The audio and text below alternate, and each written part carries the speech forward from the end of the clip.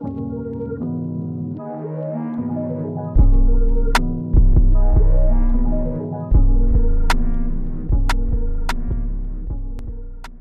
everyone. Welcome back to the Uncharted Podcast. I think we're on episode 5 now. And so today we're going to be diving into something a little bit different than usual. Well, Sean, have you been a part of the podcast before? No, this is my first time actually. Yes. So here's Sean. Hello, everyone. Sean's been a part of our team for a little bit now. He works on quite a few different things on the team. A lot of stuff with the public relations side of things in terms of working with our clients, building relationships, kind of helping us keep track of a lot of the executive functions, and even just being a part of the studio when it comes down to helping with mixes and being a part of sessions and stuff like that. Even dropping some bars himself and stuff like that too. So so it's a pretty dope thing. But yeah, just the all around kind of starting five in a sense. Wherever you need me, that's where I am. Pretty much. You want to tell me a little bit about like where you're from? Yeah, so I'm from Washington, D.C. Was there for like 13 years. Then I moved to PG County, Capitol Heights. It's kind of right up the street from where I grew up at. Graduated high school, went to Delaware State. Graduated there in 2018. Worked for a little bit for like 3 years, and then I just came down here to Florida to study for my master's degree in entertainment business, and that's how I'm with Uncharted right now. That's how our paths have crossed and things like that. But pretty simple. Like I said, just all around. Wherever you need me. I kind of grew up in the audio field with my father, starting and introducing me to it as a DJ. I kind of just took it on as my own. I produce, I rap, I write, but I also study the business side. So wherever you need me. Yeah, very. What would you say? What would you call that? Multifaceted. Yes. Swiss Army knife out here. So, hey man, I respect it because I'm the same way myself. Yeah. And I'm learning a lot from him too. That's what's up. No, I appreciate it. But yeah, so today we're gonna be diving into, like we said, a little bit more about. Did I even say the topic? I don't think so. Okay, so today we're gonna be talking about more so about like how artists have come up in the industry. We think it's like really important to kind of learn from the past, to kind of determine how you want to go forward in the future. And so one of the things that we kind of want to diagnose is like, the industry has changed, quite a bit from how it used to be, especially with like record labels being used to having a really big hold on the industry and like really being the gateway to like artists having some level of success and stardom. And so I would say now, kind of moving to independent age with people focusing on really owning a lot more of their music, focusing on their own sound, kind of doing things their own way. There's a lot of different ways that now that people can not only distribute their music, but also like, just overall just like create music as a whole, you're self-funded now, a lot more than you used to be. You probably work with a lot more individuals on their own, like, what would you call that? What would you say? Contractors kind of work. Yeah. More of like a contracting type of work rather than, you work with wherever your label sends you. They have these specific studios that they work from, or they have these specific producers that you're supposed to work with, whatever it may be. Or they have these specific writers that they want to use with you and all sort of stuff.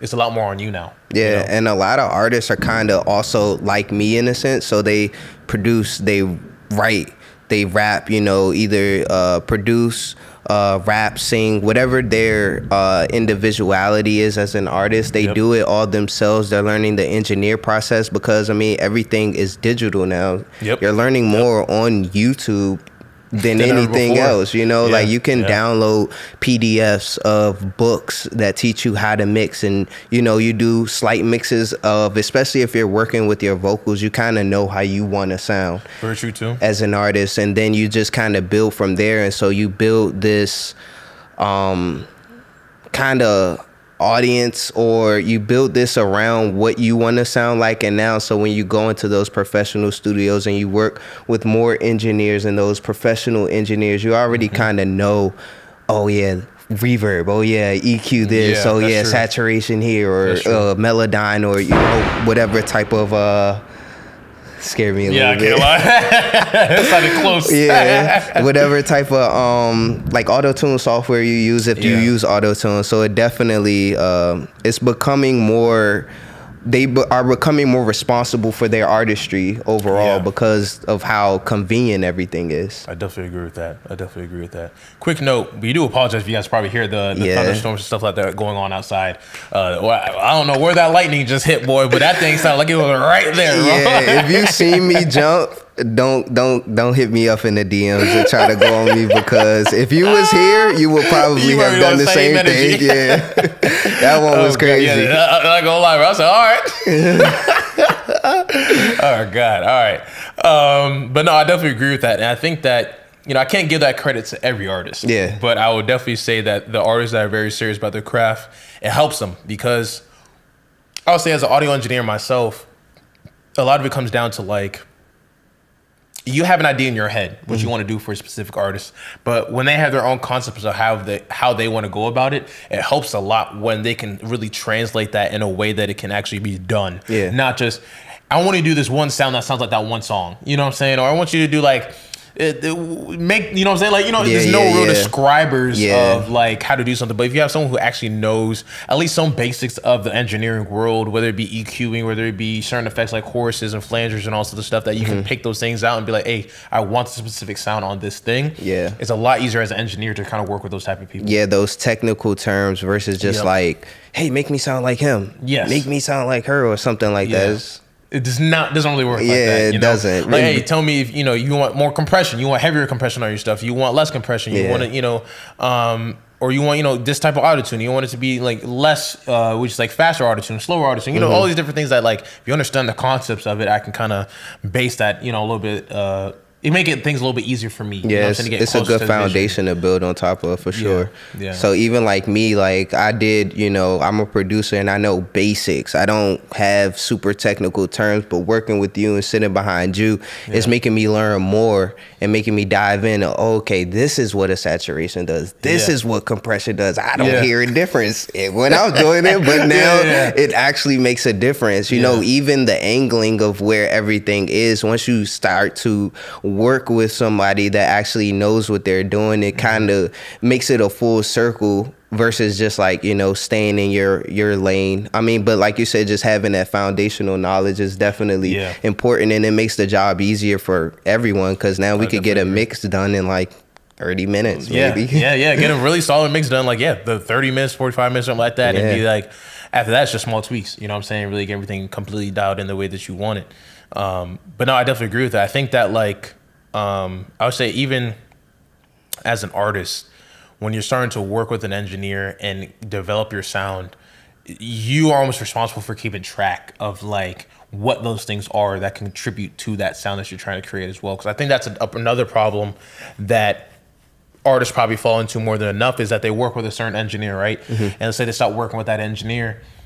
Where's your presets? Yeah. You know what I'm saying? What's your setup? You know what I'm saying? All of a sudden now you go to a new studio, you go to another engineer, whatever it may be, you don't know what you had before. So it's almost like your responsibility to be like, okay, like, what do I like on my, you know, on my vocals, and what does that actually look like in a DAW, you know? You gotta take those pictures. Take those pictures, keep know those numbers, you know what I'm saying, and stuff like that, and really understand, like, oh, another thing too, as an artist, a part of like getting better at your craft and finding that sound, what mic do I sound good on? You know what I'm saying? Like, what I think that's probably one of the biggest things that a lot of people don't think about as a whole, is because, like, when you start changing the changes in tonalities in people's voices, whether you be, you know, lower in the register or higher in the register, or just like certain inflections and stuff like that, are you more sibilant, are you less sibilant, you know, things like that are really important, because on specific mics, they're gonna pick up that very differently. You know what I'm saying? And so as an artist, you know, oh, I sound better on usually some darker mics.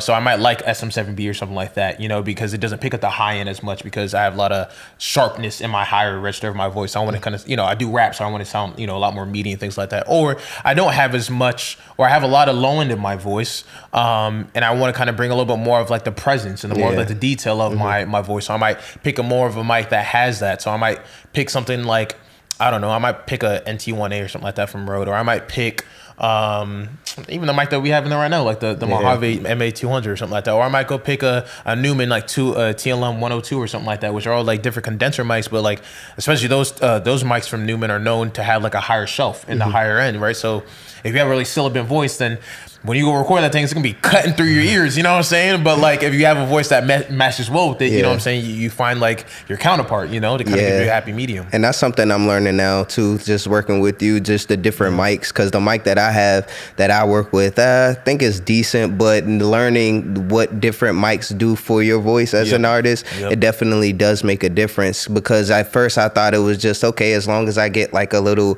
what's that, the eyeball, put it around there, perfect. A little pop filter, you know, sound studio quality, everything's good. But the mic itself does make a difference, because you might not need the eyeball at all. To be honest. If you like the Mojave you got in there, it's just blank. It's just out there, and it was just like, don't do anything to my vocals. Leave it just like leave that. Leave it how it is. No, literally, and it does make a difference. However it came in, do not touch it. No, literally, this guy's a master. He's a genius, guys. I'm not sitting here exaggerating. He's a genius. He knows what he's talking about. Appreciate it. But no, I definitely agree with that too. Like, understanding like what each piece of your equipment does and how it affects the overall final product that you're trying to create makes a huge difference.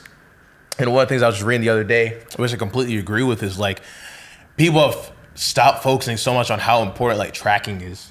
Tracking is the foundation for what you're trying to create.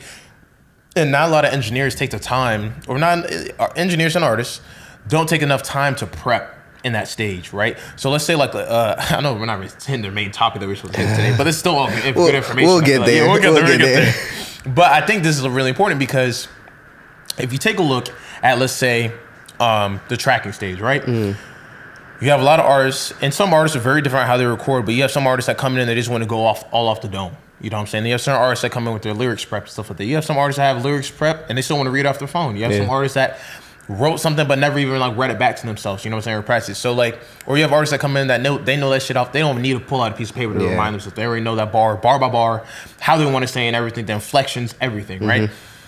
That in itself, like whatever you record cannot be changed once it's in there. We can try to make it sound better, where I can make your voice sound more present. I can make your voice sound lower. I can, you know, bring more high. I can bring more low, and I can, you know, I can do a lot of other things, but I can't change how you say things. Right. I can't change your flow. I can't change the smoothness of how you transition between each word, right? That all comes down to like your practice and your execution. And so when I was like I said, I was looking at this post, is like engineers need to take more time to sit down with the artist and be like, hey, go over this last take you just did, you could do better than that. Yeah. Or I want you to come in a little bit higher here or a little bit here. Or, you know, I hear that, you know, you might be, you know, running out of breath at this one point. It sounds like you're kind of trying to jumble words out. Let's do a punch in here or something like that so you can come back in. Like those are all really important steps I feel like a lot of time gets skipped on during that process, even though that is what really at the end of the day determines what the final thing is going to sound like. And for me as an engineer,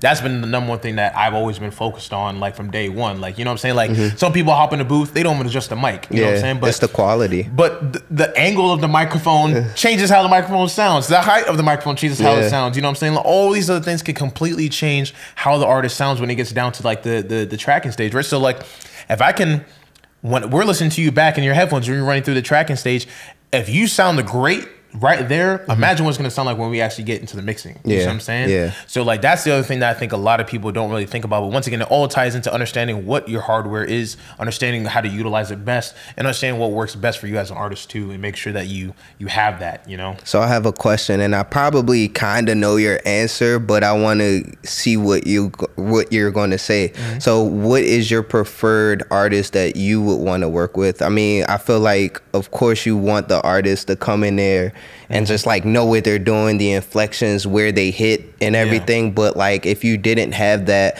what is your preferred artist that you as the engineer like prefer working with? I can promise you right now, I'm not a fan of the punch-ins. I'm not. I despise that shit, man. I absolutely despise it. Like the fact that I have to keep man, like, oh my God. Like it's not bad if you're doing like every 4 bars or something like that. It's not terrible, you know what I'm saying? But when you're doing bar by bar, if you see what you have to do in a DAW to do that, you know what I'm saying? You're constantly moving this tracker that it uses to know when to actually start recording, stop the recording. Like, it is way too much work. So like if you're doing, like you said, every 4 bars, something like that, hey, I can do that. You know what I'm saying? I can section out these little chunks, and I don't have to be like very meticulous on how I put this little, you know, the playhead and stuff like that to ensure that it starts where it's supposed to. But I would probably prefer the artist that knows his lyrics. Mm-hmm. He doesn't have to know it perfectly, but he knows his lyrics. He knows it well enough where he isn't reading it. You know what I'm saying? Like he's not reading it from his phone, but it's almost like a reminder to ensure there's a flow still. Yeah. Okay. He knows his flow. He knows how he's gonna say it, but it doesn't. He doesn't have to be. He doesn't have to be perfect, right? It doesn't have to be like, oh, like my tonality is dialed in perfectly, or every word I want to emphasize dialed in perfectly, or whatever. I just need you to know your lyrics. I need you to not read it when you're saying it. You know, because there is a difference when somebody is reading their lyrics and performing it. It's literally 2 different things, and you can hear it. And I think that's, for me as an engineer, like that's the thing that I always say, like I don't want to see, because it's like you're not. What I always say to artists, you want your songs to be the best version of your song. Right? I shouldn't go to your performance and it sounds better than what you have on Spotify. You have to record it like you're performing it. It literally should be the best version of your song. It's the first performance before anybody else will hear it. So when you get on the stage, if that's your plans or your intentions, then that's the first performance, and you have to like the tone, the breath, you know, taking those breaths when you need to, those pauses, those necessary things, because when you get on stage, it's only going to intensify with the lights and moving around. You're going to run out of breath. Yes, exactly. So if you're running out of breath right here, boy, you better figure out, you know what I'm saying? Like, you better figure this thing out, you know what I'm saying?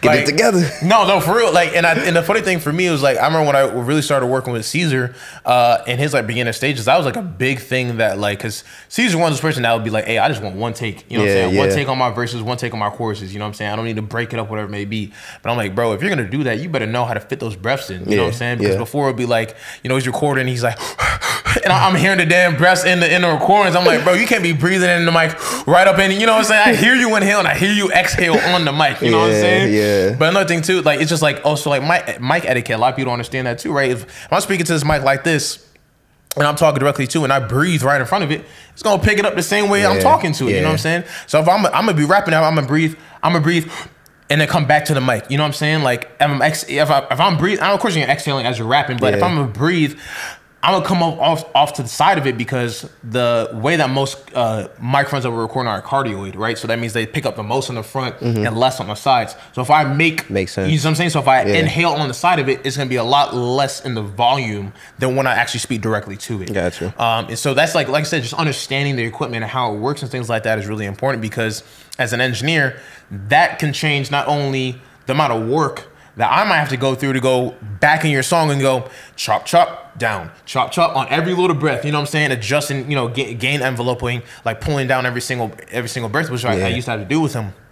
But then now it's got to the point like, okay, not only do you realize, okay, before I start my verse, I ready to oxygenate my lungs, get them going, and then before I go in, and then I start rapping. You know what I'm saying? You get to the point where you run out, and then and then hopefully there's a little down point in the beat, and I can catch a breath real quick and keep going. You know what I'm saying? And practicing that rhythm and understanding that, I think, was like a really big thing. And anytime I work with an artist, that's kind of like the thing that I try to diagnose as I'm listening to stuff back. And another thing too, as an engineer, is like some engineers will just sit back and hit record and not listen.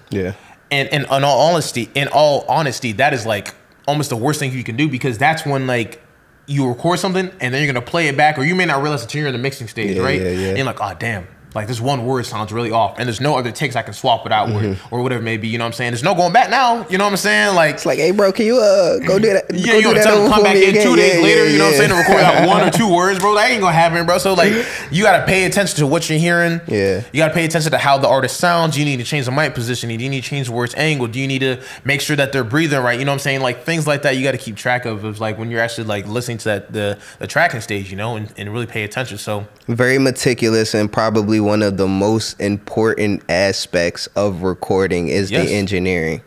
Literally, you can't have a great song, you can't have a good song. Like one of the songs that I always think about that the engineer, whoever this man or woman is T-Pain Chopped and Screwed. She was amazing. Do you hear like the chopped and screwed? Man, it's like, oh my god, like, production is amazing. Oh overall. My god. And I think that's where you sit back and you're like, But that's someone who took the time. That's someone who took the time and really paid attention and really put in the work to ensure, you know what I'm saying, that they could yield the best product possible. And of course, T-Pain being who he is as an artist as well, I'm quite sure almost wants to ensure that too. Yeah, so like after you get past the hype of, oh yeah, this is a great song, the beat, it hits and stuff like that, when you get down to the meat and potatoes of what an actual song is and how it's recorded, like me, I listen to that song in appreciation for that engineer because they took their time, very meticulous, and like chopped it perfectly where he wanted it, where T-Pain envisioned it, how he sang it, even the beat, even down to the production of it is just like perfectly. Because I mean, as a producer, I just run it for about 2 minutes and let the engineer automate it. We're gonna drop it EQ here, we're gonna level it up here, we're gonna chop it here, we're gonna stutter it here, or anything like that. So just to be able to do that and have that vision is genius. And I think that's also a part of it as well. And there's two things. As an artist, you have to have that vision. That's really important. And then the other aspect of that too is some people are almost afraid to let their engineer's vision come through their music too. And I think that's really important though, because the engineer, depending on where their expertise is, can drastically influence like the overall product that you're able to create with them. You know what I'm saying? Because every engineer has their own influences, right? Like I'm a very big like R&B fan. So like when I listen to a lot of productions, like I understand that genre really well. So I might pull a lot of elements in terms of like my reverbs and my delays and like how I might like just try to create more emotion and things like that through, you know, my mixes versus like someone who might, you know, what would you say, like mainly works in hip hop or rap or something like that, might like his stuff a lot more dry. He might like keep things very basic, you know what I'm saying? So on understanding that aspect of things, I think is really important too. But once again, I think it's like the vision of the engineer can also very much impact the final product. Some artists I feel like are almost afraid to let engineers kind of dive into it with their own mentality to kind of like create that too, you know? So do you study, I mean, of course you probably study, but I guess who would be like some engineers that you, I guess, look up to or like kind of emulate in a sense, or not even really emulate, just study for what they know, their knowledge and what they bring to the engineering, the art. Someone that I that I really watched all the time, at least if I can find him real quick. Let me see if I can find him. I think it's Warren, what's his name? Yeah, Warren Hort. I think that's how you say his name. Him. I watched a lot of his tutorials. I remember he used to like walk through everything from scratch. You know what I'm saying? Whether it be like walk through an entire mix, walk through just mixing vocals, walk through just mixing drums, walk through mixing, you know, whatever it may be. Very in depth guy, someone who's actually been like in the industry for a really long time. He was definitely really impactful in me learning stuff. Like you said, I'm a very big YouTube guy too. You know, so I really, like, as a whole, would just dive into a lot of different guys. I remember there was this one class on mastering from Isotope where they had what was his name? Jonathan Weiner, and he came through. He walked through like all the ozone stuff and actually like, for you to understand what actually is done in the mastering, how to properly use everything. That really helped a lot too, for me to get a better perspective. Andrew Sheps, another guy that I definitely watched a lot of tutorials from and kind of got a better understanding of like their plugins and things like that. Like, honestly, bro, like, I wouldn't say I have a certain person I look up to, but I've always just gone to like, just looked at so many different people's because there's so many people like me and producing. It's just so many different styles and ways to produce. There's not a set standard. Well, I guess there's a set standard, but there's not a way to get to that standard. So of course you have like a plethora of, like, if you go on your history on YouTube, it's probably, you know. Oh no, for sure. I used to have a whole, like, I had a whole playlist. You know, for new hires, you know what I'm saying, to watch through, you know what I'm saying, if they want to get like mixing tutorials and all sort of stuff, like all the stuff I used to watch. You might have to send me that. You know what I'm saying? And that thing probably has like, I don't know, probably like 30 videos in there or something like that. But it walked through literally damn near everything, you know what I'm saying? And so like I said, like I used to just sit down for hours and hours a day and just watch these videos and try to just get better at this stuff. And like you said, there's no specific way for you to like get to that point. But what's really important is understanding, really, it's understanding why they're doing what they're doing. Yeah, yeah. Why are they doing what they're doing? If you understand the why and why they're changing certain knobs and why they add this here and there, that will make you a better engineer. Another thing, when I was watching one of these videos, I can't remember what video it was, but I think it was, I have to find the guy. He actually does a lot of tutorials and stuff like that too. But see, this is literally all worn. Let me see real quick if I can find him. Probably not. But he brought up EQing and why you should not be drastic with EQing.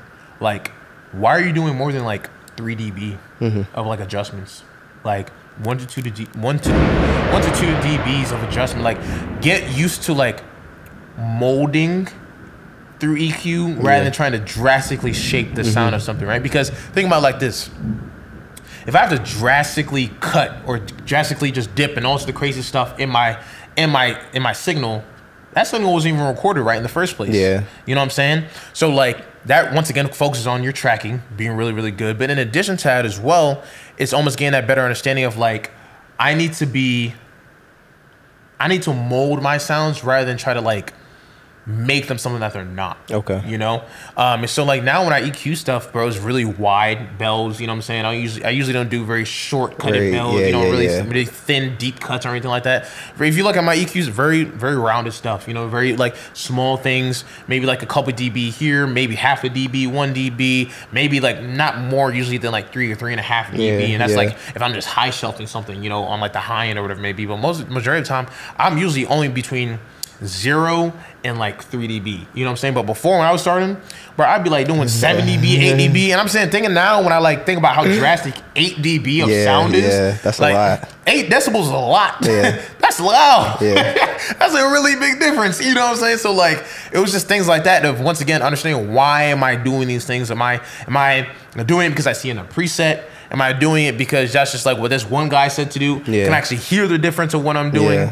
All those things really like kind of play together. But once again, coming back to like the type of artist that I want to work with, I got to work with someone who understands what the overall process is about and how their input as an artist and their knowledge of what this process is like is really going to change that final process, final product. That makes sense. And I kind of expected you to say that because most engineers, I mean, they work with the novices and they don't mind, but they will want to work with, it makes their job easier, like you said earlier, to work with somebody that comes in knowing how they want to sound, knowing some technical terms, and being able to also guide the session, but also be guided and share that vision together, like you were saying earlier as well, like having your own vision, because you sit here and listen to it, or will listen to it once this person goes home for hours at a time, telling this man to get some rest is crazy. But you know, you're gonna mess with it more, even more than what you, okay, cool, that mix was great, bro, just send that to me, we can you know, think about it and move forward. You're going to send him another version and another version and another version. No, I definitely agree with that. I think that, you know, for me, you know, I'm sitting down listening to something on loop, you know what I'm saying? Probably, you know, 10, 20, 30 times, you know, just for one section, you know what I'm saying? Whether it be I'm listening to something back on for EQ and I'm tweaking here, or I'm listening to something to dial in this compressor completely perfect, or, you know, I really want to get to dial in this effect perfectly, or whatever it may be. You know, I'm sitting down listening to this thing on loop, on loop, on loop. So I want to guarantee that whatever I'm working on is the best version of itself. You know what I'm saying? And to ensure that like whatever we did in that tracking stage, if it's quality there, I know that I'm not going to waste my time working on things that I shouldn't have to. That's another thing too. That used to be a really big problem when I would say like I didn't have the best tracking set up. It was like I'm trying to correct all these issues, whether it be room issues or it might just be, you know what I'm saying? It's just a whole bunch of different things that's really hard to correct when, you know, your tracking is a problem. So if you have a really good foundation as an engineer, you have a lot less headaches, you know, when you're actually in the mixing stage. It's more about creativity at that point rather than corrections of what happened in the later stage. Yeah, because you hear a lot of things that us as the artists may not pick up on. We don't hear it. So even if it's like you send us one mixed version that's not mastered but fully mixed and everything, and we're like, I don't hear nothing. Oh, and then you send us a version too, and it's like, what the hell is the difference? What did you change? No, and I spent 30 minutes working on something. Literally. Yeah. Oh, here's another one. It's like 30, 45 minutes, an hour later. Yeah. Just like you did the other day. It was like, I mean, but I could hear the difference. I just put it in the studio monitors to be able to hear the difference. Yeah. But if I'm just a regular person that didn't make music, it's just like, well, what the hell is what did the you difference? change? Yeah, it's just like one little small part or something like that. Some little tweaks. But you as the engineer, you know that because this is your craft and this is what you study. Yeah. And I think for me, you know, I don't even think sometimes I'm thinking about it in the aspect of the end user. I think about how it's perceived by other industry professionals. Yeah. And I think that's probably what pushes, you know what I'm saying? Yeah, for sure. Yeah, because I think that's what probably pushes me to do more of these like these small little minute tweets that I'm gonna pick up, and people who have real setups are gonna pick up. Most definitely. I'm not expecting people to pick it up in their AirPods. No, literally, because like, I mean, the average listener, no offense to anyone, but the average listener isn't picking up on those things. So even as the artist, when I'm recording the other day and it was like, oh, I said pool instead of pools or something like that when I need an S versus just a singular.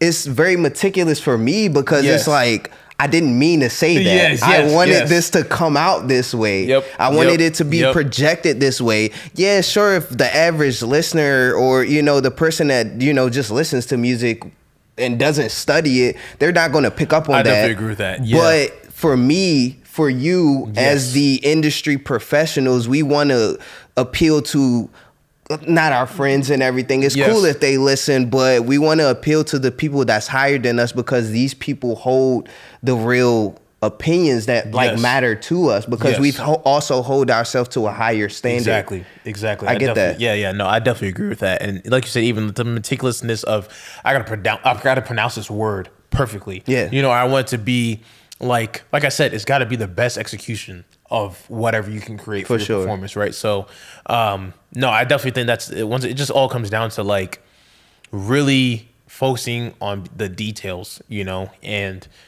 once again, you're only gonna get that level of quality when you take the time to really push yourself to that point, you know.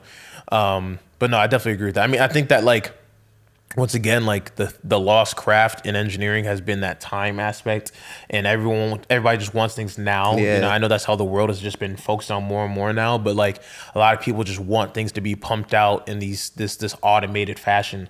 But when you pump things out in an automated fashion, you get an automated sounding thing. You know what I'm saying? Like, I know we were just talking about Blast the other day with like almost all of his songs sound the same, but it's like, you know, that's what happens when you just work in a template and you never change anything. You know what I'm saying? And I think that's also too where like you need to bring other people in. Yeah. You need to bring other engineers in that have different concepts, different visions, and things like that can incorporate that into the final product. Otherwise, once again, like this is why I always say like Russ, a lot of Russ's stuff sounds the same because why? Russ mixes and records his own stuff. You know what I'm saying? And produces his own stuff, right? So like, of course, it's going to sound like Russ every single time because it's only Russ. You know what I'm saying? So it's a benefit and a curse at the same time. But I think for me, probably what I've enjoyed the most is usually collaborating in the production, collaborating in the engineering side of things, and even sometimes just getting other artists' opinions on that product to see what else they would add or change. It may not even be them adding their own vocals. It may not be them, you know, having, let's say specifically their vocals, but they might have influence on the writing, right? They might say, hey, I might swap out this word here, swap out these couple words in this chorus to make it better. Or I might change how you said it here with maybe a little more inflection here, or maybe say a little smoother here. Or as a singer, I might go up a key here. I might go up a few notches in your pitch, whatever it may be, things like that to kind of like change the overall performance. But it's those things too that once again kind of change the overall product. Like when I was showing you Pretty Brown Girl, like I can't even remember. Fire. It is a fire track. Yeah. If you see how many layers are in that, goddamn. But fire. When we were working on it, like I remember we were recording it, and Cash K, Kylie is her full name, but she had an idea of what she was going for already, and she did a really good job of like laying down the foundation. But sometimes like me and Zeke were like, hey, I want to add in this extra like layer here, or add some like embellishments here, or like, you know, add some more extra things here that we can work with later in the mix. And things that we can add in, like you said, that will kind of like fill out the overall picture of what we're trying to create here. And I think that's really important, you know. So once again, it comes down to like that collaboration of minds. Yeah. I think that's what we really use. Like you look at some of the greatest songs out there, go look at the credits list. It ain't one person, it ain't two people, it ain't three people. Nah, for sure. Because it's always being a student. Yep. I mean, it's like in this art form, you get to a certain point where, I mean, you kind of get bored with it. Yeah, no. And I was going to say too, even as myself, I would say like there never hit a point, at least earlier on in my career as an engineer, where I sat back and said, all right, I'm good enough. Yeah. You know what I'm saying? Because there's always this thing like, nah, I need to do better. Yeah. I don't think this song can compete with whatever is on Spotify. You see what I'm saying? Like there's some things I need to work on. And what was it like how many hours is it? 1,000 hours, right? 10,000 hours. 10,000 hours, right? Yeah. I think 10,000 hours. I think I did a calculation. Hold up. You gotta, lubricate the throat a little bit. Hydrate.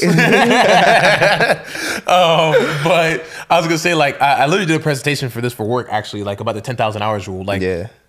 I didn't feel like I was confident in my mixing abilities until after 10,000 hours. Funny enough, like literally, I can't remember how many years that is, but whatever it may be. But when I sat down and calculated it out, like when I actually sat down and practiced this thing on a daily basis, it literally took me about 10,000 hours where I sat back and said, okay, I can be proficient as an engineer. Like I can sit back and say, I'm an actual qualified industry pro. You know what I'm saying? Yeah. No, I may not be Chris Lord Algae or something like that, but I'm someone that if you bring a mix to me, it's gonna sound good. Yeah. You know what I'm saying? I'm gonna do my thing, you know? And I think, once again, that kind of comes back to just like, it takes practice, it takes consistency, it takes that due diligence to actually get there. And I think that, like you said, of always being a student of the craft, don't ever feel like you can't learn something. Yeah, for you know what I'm sure. saying? Because even like sitting behind you, it makes me, I wouldn't say feel small, but I feel kind of, I wouldn't say feel small. It just makes me feel like I know what I know. I have a foundation, but you know more. You have your 10,000 hours, and I don't. Yeah. Admittingly, I don't have my 10,000 hours. A lot of mine is just trial and error and just trying to understand a lot of YouTube videos, but still being able to work in different softwares or see the process in different softwares and learn different technical terms, learn different equipment and how this all plays a bigger part in the whole production. Yeah, no, it makes a big difference. And so just stepping outside of myself is like, I could have came in here, it's like, oh yeah, I produce, you know, I want to be behind the boards. I want to do this. I want to do that. But it's like, there's a lot of stuff I don't know. Yeah. So we need you behind the camera right now. Okay, cool. I don't know how to take pictures. I don't know anything about taking pictures or anything. Behind the camera right now. You know, it's like, all right, cool. All right, this is what ISO is. This is what white balance is. Yeah. Okay, cool. Yeah. Oh, we need you to model the shirt, you know? Yeah. Whatever I can do, because it's like, it's opportunities for me to learn. It all makes for a bigger picture. It all puts into the whole total production of it. And once I get to that point where now I'm training somebody on doing what I'm doing now, it's like, Sean, come learn how to engineer. Sean, come, you got some songs we could work on, some stems, send me some stems. This is what you do. This is how you do this. This is what you do that. All right, go rap. You got some raps written? It's like, okay, cool. Now you're advancing. Now you're advancing. But it's also like when it starts out as I'm still a student. I'm still learning. I'm still taking notes. I'm still doing that. And it's not being afraid to be that student and not feeling smaller and inadequate based on what you know or don't know. I think that's a really good point too, because I think a lot of people end up shying away from that sometimes because they feel not necessarily intimidated, but you get the idea of just like, you know, I mean, I know everything here, and it's almost like an exposing of that, you know. And I think that one of the things for me has always just been that opportunity to be like, I know I can do better. I know I'm going to try to create more. So like, I just have to be humble in that way, you know? And honestly, the thing that for me that really made a difference was when I was starting to learn how to mix. It wasn't even like, because of course, like I said, everybody starts out with the presets. Everybody starts out with like watching this YouTube videos and just following whatever settings that they see on there. The thing for me was just understanding the why. If you understand the why, things start to make so much more sense. You know what I'm saying? Like, if you understand why, if you understand, okay, if you sit back and say like, what does a compressor do? Why am I using a compressor? Yeah. Am I just throwing on it because everyone says to use a compressor?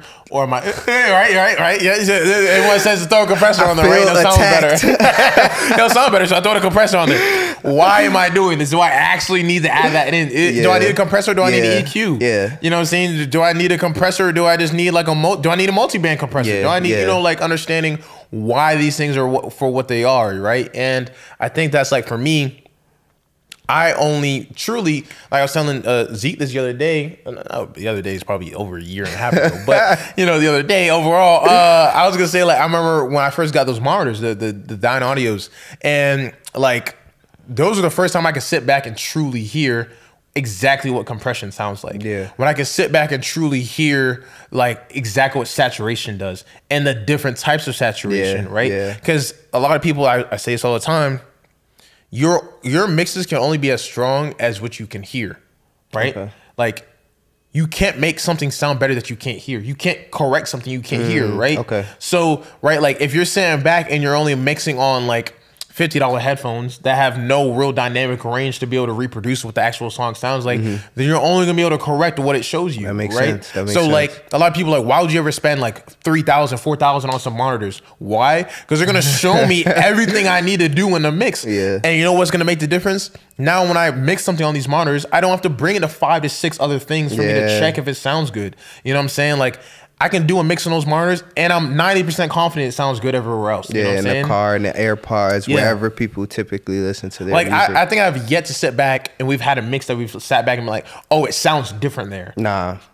I mean, maybe the other one with just the low end, but that was just kind of noticeable in a sense where we, you know, you went back that same night and just sent the revision, but it wasn't super anything else that you needed to tweak. Yeah, and the thing is too, actually when I sat back and listened to it, it sounded the same way on the monitors. Yeah. I think it was just almost like resting our ears, you know what I'm saying? So because we were in the studio for a really good minute, you know what I'm saying? When we were and then once we were in the car, it was a more confined space in a sense. So you get that low end range more in there than you do in this area. And I have a sub in there too, so it was even showing probably more of the low end there too, you know, because of that as well. But I think once again, like it comes down to like understanding why, you know what I'm saying? Like understanding why that's the case. And I think once again, that's why like I would say your investment in your listening and your monitoring is really, really important as an engineer. You know what I'm saying? As an engineer, as a producer, all those things, like your productions are gonna have some level of limitation unless you up that. You know what I'm saying? So like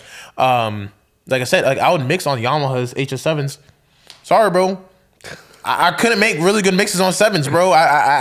It wasn't necessarily the low end. It was just like, these tweeters are not showing me the shit I need to hear. You know what I'm saying? I need the 10s. I need the 10s. Yeah, you know what I'm saying, bro? Like, whatever it was, bro, I just couldn't get past it. I moved from there to my Newmans, and it just showed me mid-range to high-end. And that opened up my entire mixing ability in terms of vocals and stuff like that, and really shaping vocals and understanding, like, that's where in the Pretty Brown Girl, I actually did a lot of my vocal mixing on just those. Like, before I even had those, and really what the Dynes allowed me to do was kind of understand a little bit more of low-end and how to control that and how to, like, better mold that. And as well, also understand the whole picture of a song. So when it came down to mastering, I could actually understand the changes I was making in a master. You know, when we go through like the compression sounds, right? Like on the limiter, right? Bro, you're not hearing the differences on that on the monitor. I promise you, bro. We go plug in some HS7s, you're not hearing those differences. You know what I'm saying? But on those, you can hear the slight differences, right? But like those are slight differences. You know what I'm saying? And it takes like super high fidelity drivers that are in expensive studio monitors for you to hear those differences, you know? So once again, I think that like that's another thing apart that like a lot of people think about, like, okay, I'm just gonna throw these speakers in my room and call it a day. Don't expect to get this super clear image of what your song sounds like when you don't have that setup in your room to like really replicate that either. You know what I'm saying? And another thing is too, sometimes your best asset until you can really treat your room are like really, really good headphones. You know what I'm saying? Like really, really good headphones that like have not only like the ability to not distort, you know what I'm saying, but also like show you from the low end to the high end and be flat, you know what I'm saying, in the frequency response. And I think that's something that's really, really important too for like a lot of home studio owners and stuff like that that may not have, of course, a specifically designed room or like a whole bunch of acoustic treatment to spend money on. You know, get some really good $200, $300 pair of headphones. I promise you that would be the greatest mix check, you know what I'm saying, for you. It makes a difference. And I even stopped, like, so for me, I'm not an engineer, I wouldn't say, but I know how to do some things. And it didn't get to the point of, I mix my own vocals, but I wouldn't consider myself an engineer until I'm working with somebody else. And so it got to the point where I was working with someone and mixing their vocals, and now I'm understanding those low ends, those high ends, what really makes a difference. Compression to me is still something that I'm learning. But you know, throwing it on there and seeing, okay, how this is maybe clipping or shaping certain things, certain high ends or low ends, depending on wherever you put it at. And then, like you just said, for me, I was mixing in the monitors. I don't like that now. I hate mixing in the monitors. I mix in the headphones because I know if they sound good in the headphones, they're going to sound great in the monitors. The 808s are going to hit the way they need to. The kicks are going to hit the way they need to. Those snares are going to hit and be compressed the proper way that they need to. And like you said, investing in those things was definitely something that I was scared of at first, but it really just took, okay, shit, I'll spend, you know, $500, you know, $1,000 here and there. And I mean, it's all about getting a return on investment, of course, and putting out that content. But if you still take time to learn that process, it's going to get you your return on investment plus so much more. And I think to even tie that to like lastly is like, really it comes down, how much do you value your time? How much do you value your time? Because I promise you, if you think $500 or let's say $400 on some headphones is a crazy old thing. If you value your time at like $30 an hour, I promise you that $30 an hour is already going to beat your $400 out easily. You know what I'm saying? On a couple mixes, you know what I'm saying? And it will save you that amount of time instead of saying, hey, I worked on this mix on my monitors or whatever it may be. All right, I bounce it down. I go listen into my car, but it's wrong here. Bring it back to my studio. Change this. Okay, go back to I listen back on my phone. Oh, it sounds off here. Back in the session again. Reopen everything. And then realize too, you got to open up the session again. You got to reload all the plugins back up. You got to make this tweak. You got to bounce it back down. You got to export it. Send it to your phone. And the bounce version never sounds the same as when you're working in the DAW. Typically, I mean, unless it's really good, like you got the studio monitors in there, most of the time you're going to hear something different every time you bounce it. So it's like, God damn, and that's the headache. Now you got _4, _5, _6, _final mix 1. God damn it, I gotta go back and do that again. Like it's ridiculous. No, and that's, I'm telling you, like if you looked at some of my older mixes, that's exactly what it would look like. You know what I'm saying? Like this ridiculous amount of just revisions on revisions on revisions and emails to myself and emails to myself and emails to myself. I'm tired of doing this. I just need better equipment. I need better equipment and I will pay for it. Happily. I will pay for it happily. Rarely do I go to a mix and have to do more than 1 or 2 revisions. Unless it's a thing that I literally just say, I want to actually change this specific thing. I mean, bro, like the thing about it, bro, like with the mixes that I've sent you, bro, it's only been like, if I'm going back to a mix, I'm either adding something or I'm drastically changing something. Most of the time, all the fine changes and stuff that have already been done in the mix, bro. I don't need to go back to like check, you know, on my mix or whatever it may be. All of a sudden, like it's super sibilant in my car or whatever it may be. Oh, why is it super sibilant in my car but not on my monitors? Okay, that means that there's a dip somewhere in my room. You know what I'm saying? Around like 5K or 6K or something like that. And that's what's making it sound that way. Or I have like some like average headphone, or I have some beats. But the beats are literally made to take out the mid-range and boost the high end and the low end. So I go play it on my phone and there's no low end. Or I go play it in my car and there's no low end, right? But your headphones already boosted up, so it's not sounding what it's supposed to sound like. That was me before I invested in my good tracking junks now. And they're not the best. I can do better, but they're better than the beats. Definitely give me better results. Almost anything will out-handedly beat beats. You know what I'm saying? Like, and I think it's too, like, I remember like when me and Zeke first found out about Sennheiser. Sennheiser is an amazing company for headphones and things like that. They're just amazing with that. Sennheiser, I also didn't know Dyna Audio was as good as they are, but Dyna Audio makes some really some fire stuff too. Not even just studio monitors, but they make Bluetooth speakers and all sorts of stuff. Home theater systems, they do all that stuff too. What's the other guys that make? Who's the ones that makes the headphones in the vocal booth that we track with? It's like DT Pro 990s or something like that. Is that Bear Dynamics? Okay. Bear Dynamics makes really good stuff as well.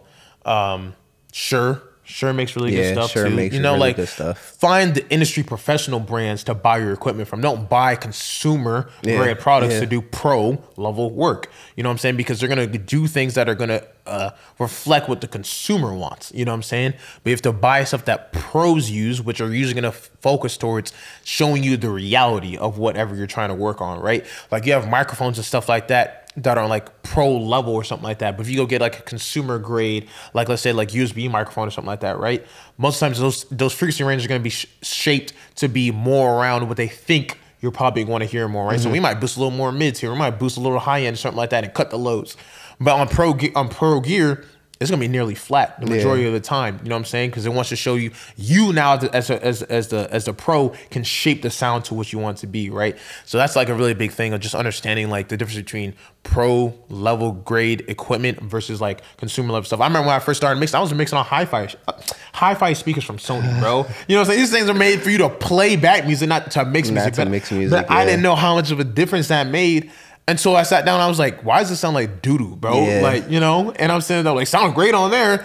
Yeah, it sounded great on there because it has gone through all this processing before it comes out the speakers. You know what I'm saying? I thought I was doing something. I had some, I think they were like JBL speakers and they came with a subwoofer. Like, so it was like, oh shit, I got a subwoofer. So I know this shit sounds, I know this shit hits. Yeah, no. Bro, that shit was trash. Absolutely, that shit was trash. And I can say that wholeheartedly, admittingly, like, nah, I wasn't doing what I thought I was doing until I got the better equipment, and I'm not up to the point of like studio quality, but I have an in-home studio, and I know that if I mix it here, there's tweaks I gotta make when I come into this studio. Yeah. But I'm willing to sit back and learn and tweak those things because shit, my setup isn't the same. Yeah. You know, but I'm working towards it, and I understand that, you know, like you said, I can't do pro work with consumer gear. Yes. So it just doesn't work. Nah. It just doesn't work. You literally can't get up to that point from there, you know? And I think just as like the final thing on that, I think like at the end of the day, it's just that understanding of that is what's going to allow you to kind of make the better investments. You know what I'm saying? Spend your money in the right places. A lot of people sometimes spend money on the wrong things. You know, like let's say like you're really focused on, oh, I want to get this $1,000 microphone, or whatever it may be. Okay, cool. You get this $1,000 microphone, but you're mixing on, you know, $200 speakers. You're not even gonna be able to really capitalize on that investment you just made in your microphone. If that's not that great, you know, your listening back is not that great. Or let's say like I would spend $1,000 on a microphone, but my interface is crap. You know what I'm saying? Okay, I go buy this really cheap Focusrite interface, you know what I'm saying? Like this 2i2. Okay, the preamps in here are not gonna be that great. You know what I'm saying? Or if I push these preamps, they're gonna just starting to distort a lot more than these other, you know, pro level gear, you know, is gonna start distorting. So I'm not gonna get the most out of it. You know, so understanding what you should invest your money in and how it affects that overall like signal at the end of the day, I think is just really, really important. But like again, like this just comes down to like having more experience, sitting down and being a student, like you said, of the game, taking the time to do your research, you know what I'm saying, understanding really what you're in. But yeah, I think that's honestly like, as an engineer, that's what it really comes down to. Being a really good engineer is understanding your tool set and making the most out of it. You know what I'm saying? I think that's with any engineering, you know what I'm saying? Whether it be audio engineering, mechanical engineering, electrical engineering, it's understanding your tools that you're working with and making the most out of that, you know? So yeah. That's good. Yeah. Well, I guess to kind of move on to the next topic, guys, this is really what we really wanted to hit on, you know? I'm glad that we were able to... some good stuff, though. Yeah, no, like, this is like, hey, man, all I know is we drop gems on a lot of people. If you want to sit down and really listen to it, it can really open your eyes and save you a lot of time, you know, with what you're trying to pursue out here. Whether you're an engineer, artist, whatever it may be, like... or even just someone who wants to understand how music is made. You know what I'm saying? These are all really important topics and impactful things. But really what we wanted to hit on today, too, was... about like I said, how artists come up. How do they find their path in the industry? What have been some tactics that have shown success? And we kind of want to start just talking about these things a little bit more on a regular basis, because as a company, that is our whole goal, right? Is to like create programs and products that will allow artists to succeed, right? And the more artists succeed, the more we succeed, right? So we only want that. And so once again, it comes down to like, okay, let's see what other people have done before, see what history has shown us, and kind of go from there. And someone that I'm actually quite fond of, and someone I think is like has done an amazing job as an artist in the industry today, as an independent artist, has been Brent Faiyaz. I've been a big fan of his music from some of his older EPs and stuff like that. He's been creating music for quite a while now. And one of the things that I did when I was starting to learn about Brent was I watched his YouTube video about when he started touring.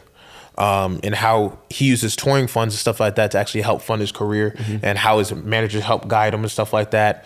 And yeah, so do you know a little bit more about the back end of how he started? Not too much. I know he is from the area that I'm from. And I know like the first my early, I guess, remembrance of him is in Shy Glizzy's Crew song. Oh yes, yeah. So that was a hit.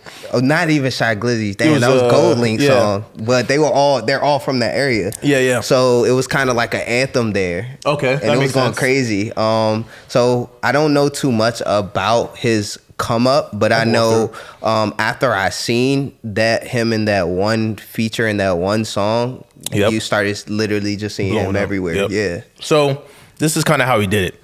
So from what I've heard, so I'm gonna act like my word is fact. So from what I've seen, one of the things that Brent did was, of course, like a lot of artists, they start dropping some singles, start working on like, some small EPs and things like that. And I think he dropped, I believe, 2 EPs. I'm gonna double check real quick, but I think he dropped 2 EPs.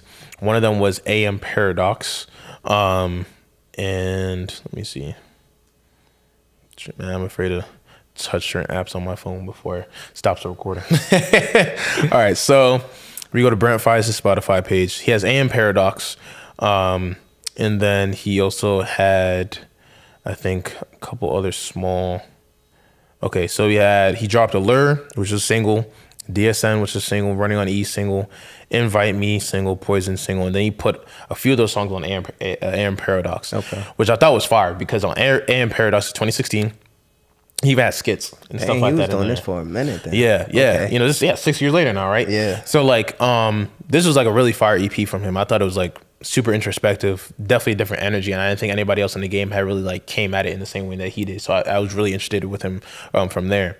And then he dropped Natural Release, which was like a completely, once again, like if you listen to some of this stuff from Brent, like this man just came at just music in a completely different way. And I think what really captured me about Brent was more so about like his melodic singing vocals and how he layered things up, which I thought was really, really different. I think that he did it really well. And the other thing actually that really introduced me to Brent, and I'm not sure if a lot of people even know about it. You know about Sonder? Yeah. That is what put me on to Brent. And a lot of people don't realize that's what he was a part of before he started going solo. Okay. Yeah, so Sonder. Oh, is that why he has Sonder's son? Yes. Oh, okay, that makes sense. Yes, right? Yeah, I know, right? It's crazy. So when I listened to Into, which came out right after his EP. So Into was like, oh, this is fire. Like, this project is fire. Like, it was almost, oh, I could have sneezed. It just went away. Never mind. All right, so so this album had Brent in it, but I think the rest of the people were producers. I think it was him, maybe him and one other person or a couple other guys. But Brent was the lead singer on it. Okay. And it once again addressed the idea of like alternative R&B, and it'll kind of give you like the alternative R&B, alternative hip hop type of sound. And I don't know if they ever went on tour, but I know Brent probably started doing that when he was going more solo, I think, with things. But this was an amazing project. If you guys ever have time, listen to Sonder Into. Amazing project. And I would also say too, that's when they also still were dropping singles. I think his most recent one that they dropped was like Nobody But You, but What You Heard was also pretty popular in 2019 when it dropped as well.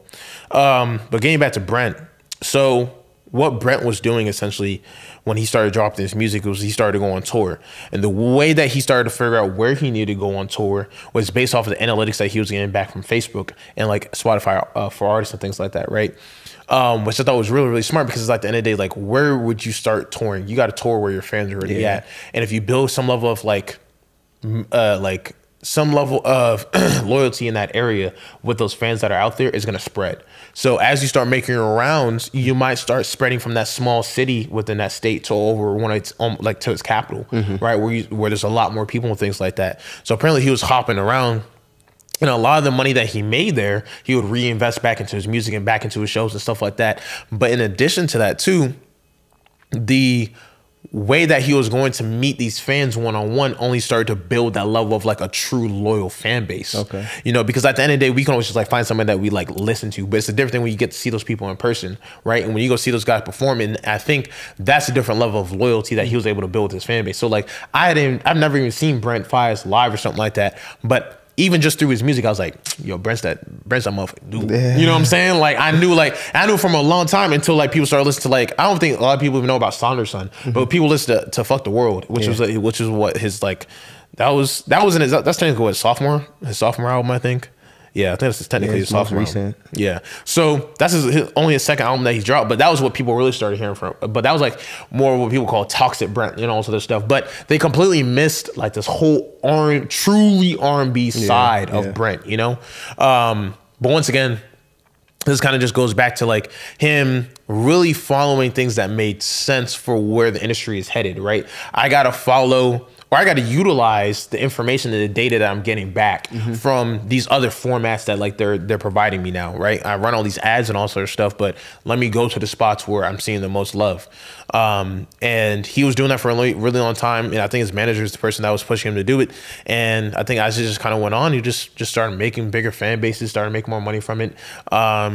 And that kind of just started catapulting his career forward. And as he started dropping like his albums and things like that, and doing more features, like you said, on Crew and all these other songs, it just started pulling him more out into the mainstream, where more people could find out about him. But he already had this catalog of amazing music, you know what I'm saying, for you to listen. That's another thing I say for a lot of artists is like, just because you have a few good songs on your page is not like leave people to come to your page and feel like I have to follow this person. Nah, yeah, for sure. You know what I'm saying? Like you want to have that type of connection, or you want to have that type of discography that like when somebody comes to your page, I look at your page and I'm like, oh, I got a couple projects I can listen to from them. Okay, they're still working. You know what I'm saying? They're not just some guy that just got on here or whatever it may be. Like, oh, he's got 2 EPs. He's got some singles I can listen to and stuff like that. This EP's focused on this type of sound, or this other EP's focused on this type of sound. I got some singles on here that, okay, these singles are bangers, whatever it may be.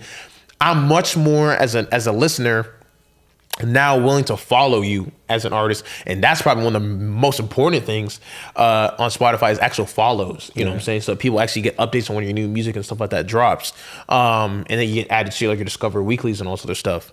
And it just that in social media and stuff like that the same way. So like, I think the way he went about it was like so much more data driven and so much more in a modern way that could help him really grow as an artist. Even till today, I still don't think Brent really goes out of his way to try to fit himself into the limelight. You know what I'm saying? Like he does interviews here and there, you know, but you rarely hear about like Brent, like, I don't know, out on the red carpet and all this other stuff. You know what I'm saying? Yeah, like facts. You know, like Brent's I haven't really seen him at like an award show or anything. Brent's in the cut, man, but he's still doing like amazing things. You know what I'm saying? I think right now a lot of people are waiting for his third album to come out, but it's like, regardless, like Brent is still like, he has a rhythm. You know what I'm saying? He has a good formula of how he's been able to do things. And I think a lot of it just comes down to loyalty, fan base loyalty, and building that real connection with them. Yeah, I think that's the most important thing as an artist. You got to find first your formula, something that works for you. Like just because it's working for someone else in the industry, at that point, it's kind of an old,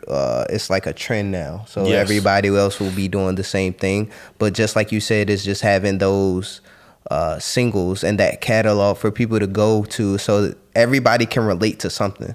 So what he may like, what his favorite song is not my favorite song, but we are both going to the show together because we have 2 different songs that we enjoy, and it's bringing us together. It's creating a community. So now when he drops something else, we're both listening, and we're both still going to have probably this new track. You know what I'm saying? We're both still going to have 2 different vibes that we're actually rocking with, but it's still building a fan base and building a community to be able to you know, have that attention when you release something and that following to release more. So it's the most importantly finding a formula that works for you as an artist, but using, like you said, analytics and actual metrics to understand where your fans are, what they like, so that way, you know, in the middle of your performance in that 30-minute set, at minute 15, you perform this song. So the crowd can go crazy, jump, get your social media post up.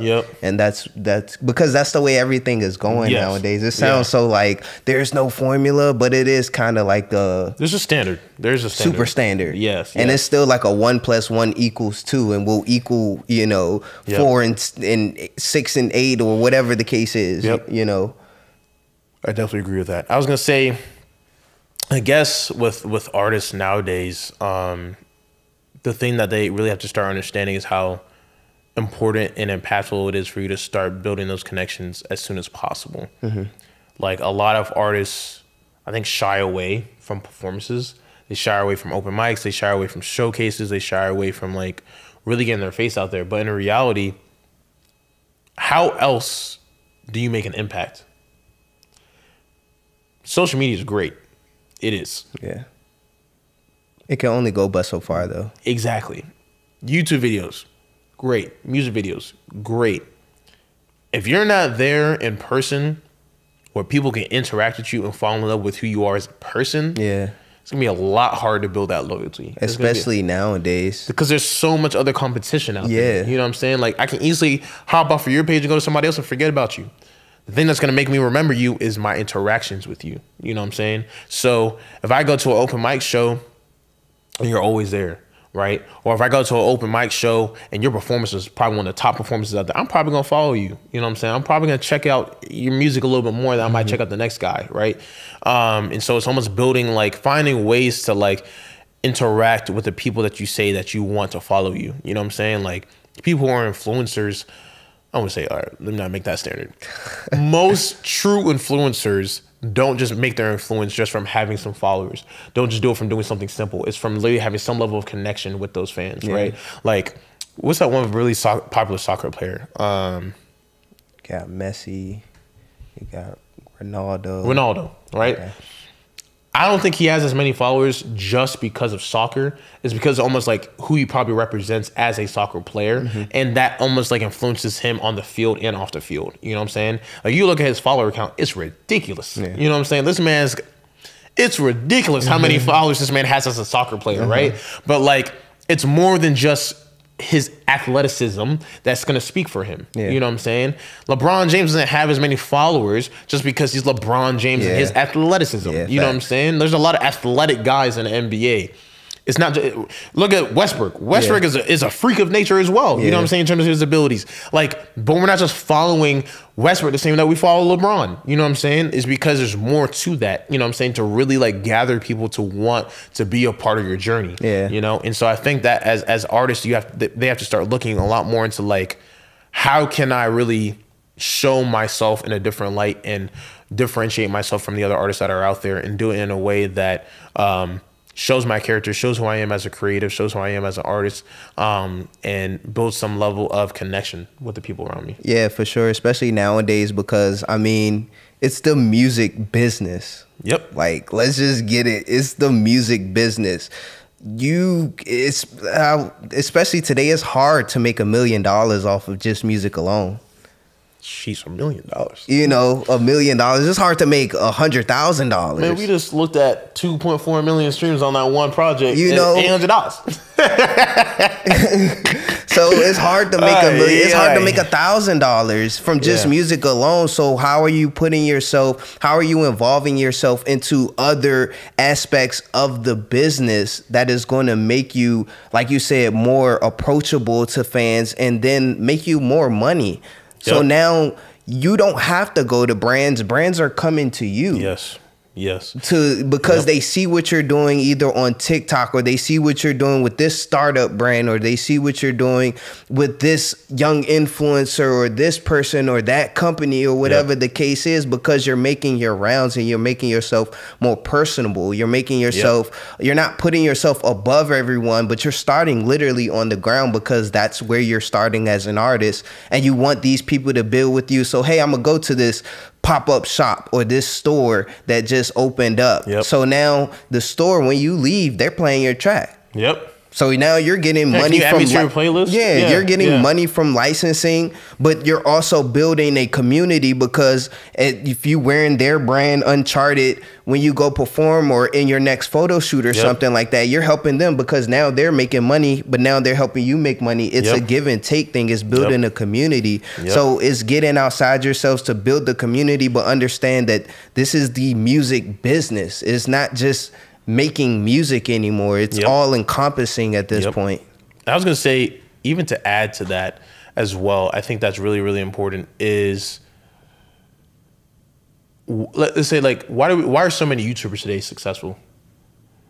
Because in reality, you don't need to be the biggest YouTuber to build consistency and make a living. It's about having dedicated fans. I know plenty of YouTubers got, maybe a few 100,000 subscribers, but they got diehard fans that are buying every merch drop, that are doing donations, that are going to every stream. You know what I'm saying? Like, those are what make those YouTubers be able to like live. You know what I'm saying? And as an artist, you have to realize too, it's not about just how many streams you get on your music. Yeah. It's the other formats that you have more margin to make money. Like you said, it's a business. So you have to understand what are your ways that you really make money as an artist. It's not just through music streams. It's from shows. It's from selling your own merch. It's from donations. It's from selling like other packages, whether it be like, oh, I'm selling like a CD copy, or I'm selling a record or vinyl copy of my project, or I'm selling or I'm doing a specific release, right? And you can buy this release and you'll get like a handwritten note from me. You know what I'm saying? Or there's certain things as an artist that I can do to leverage my brand and who I am to help build not only more loyalty between me and my fan base, but allow me to have more opportunities for me to make money as an artist and to continue to build some level of like financial stability, right? So understanding that is really important. And once again, that comes down to building that level of loyalty with your fan base that wants to go out of their way to support you, to do those things for you, right? Like, hey, I would say for one thing, artists that think that like, hey, it's my friends, you know what I'm saying, that truly support me, I can promise you right now, it's not. How many of your friends do you think you're really gonna go out and buy your merch if you drop it? Here's my formula for that. So, okay, I'm not gonna put my age out there, but as a teenager, most of my favorite artists were older than me. I am the age of my favorite artists when I was a teenager. So if I start making music, I'm not making music to market to somebody that's the same age as me, because they have their favorite artist who's older than them, or, you know, in the same age range. I'm making music for the youngins that are in high school that can grow with me, that can build with me, because when they go to college, now I can hit their college campuses. Yes, smart. You gotta be very tactical about how you make music and who you're trying to hit. That's where also once it comes down to a business. Who's your target audience? Who are you marketing to? Who are you selling to? What's your demographic? Your psychographics, bro. We giving gems. What are your profiles, man? What are your personality profiles of your listeners? What's your user profile look like? Are your they in the streets flipping yayo, or are they out here jumping around, you know, on college campuses? You know what I'm saying, going to frat parties. So like, understand who you're trying to sell your music to. Meek Mill. You know who he's putting his music out to. That's why Future's one of my favorite artists. When I was in high school, up to the point where I was in college, especially in college, this man released one project every year in my undergrad life. And every year I've grown 4 years, bro. That's fire. 4 years consistent. That man dropping heat. And he dropped 3 in 1 year. And then DS2 came out like in the summer between, and we got him for homecoming my sophomore year. That's fire. Yeah, and you got to see this man in person. You know what I'm saying? So it's like I'm growing with him. He's still literally one of my favorite artists to this day. Everything he drops, I'm listening to, because loyalty, I don't live that life, but this man was very influential at a certain point in my life where I was just very impressionable, but it was very like, I love what he's putting out. He's very consistent. He understands his brand and he caters to it.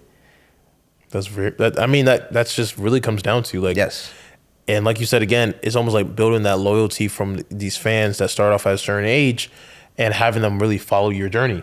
You know, like you as an artist, you know, Cole talked about this as well. You build your livelihood off of longevity. You know what I'm saying? You can't build off of the now. You have to build off of what is going on now and what's going to happen in the future. You know, and that's where a lot of people have to realize the music that you make, is it a classic or is it a one-time listen? Does it have replay value? Am I putting this on my car one time? Oh, this thing bumps. Skip next.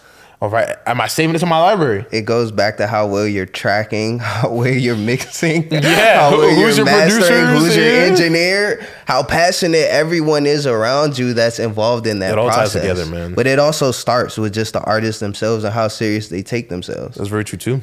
Especially now in the age where we don't have to go to the record label. They're not breaking artists. The radio isn't breaking artists. We are breaking artists. The fans are breaking artists, but it also goes back to how serious they take themselves, because you can call well, at least people like me and you, we can call a fluff. We can call a great song versus a great artist. For sure. Yes, for sure. I agree. Easy. Oh, this is a great song. This is here this week, gone next week. Yes. Or this is a great artist. We just gotta give them time to grow. They got a good sound. They got good content. They have good substance. They got a great mind. Watch them within the next few months, next year or so.